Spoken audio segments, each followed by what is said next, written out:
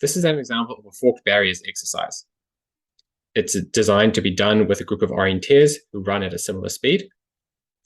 And ideally, the group will stay together through most of the course. It's very similar to how a relay works, but instead of there being forked controls, there are artificial barriers on the map that are different between the different versions of the course on different orienteers maps. On this particular example, I have 3 different versions. You'll see between these different versions that the artificial barriers are in a different place. So this forces different orienteers to take different routes. In fact, on most of these routes, there's really only one way left because we've blocked off the other possibilities. This will have the effect of a group coming into a control, and at some point, quite near that control, they're going to exit and split their routes into different directions.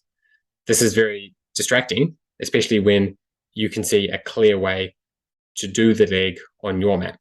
You might see other competitors running into what you believe to be a dead end, but that's part of the chaos of this exercise. The purpose in this exercise is to get the orienteer to plan ahead and to get confidence from their plan.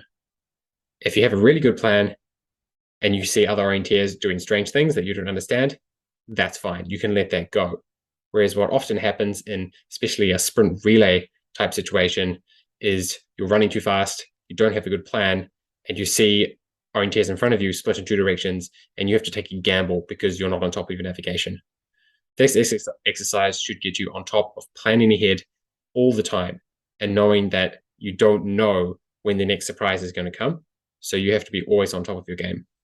Let's take a closer look at the section from controls 3 to controls 5 to learn better about how to set up this exercise for maximum effect. Ideally, most of the routes that the orienteers are being split through are of equal length, so the pack stays together most of the course. But it's not always possible. Between controls 3 and 4, this particular variation of the course has quite a straight option, whereas other variations, due to their artificial barriers on their maps, are forced into wider routes. I've countered this by ensuring that the orienteer that has a short leg from 3 to 4 has the longer one through to 5, whereas the orienteers that have the longer option from 3 to 4 have a shorter option to go from 4 to 5. So the pack should stay together. You might get a sense by now from looking at this course that it's best to do this kind of exercise in a more maze-like area, an area with narrow passages that can be blocked off. You can do this kind of exercise in a park type area, but typically you're going to have to put a lot of artificial barriers on the map.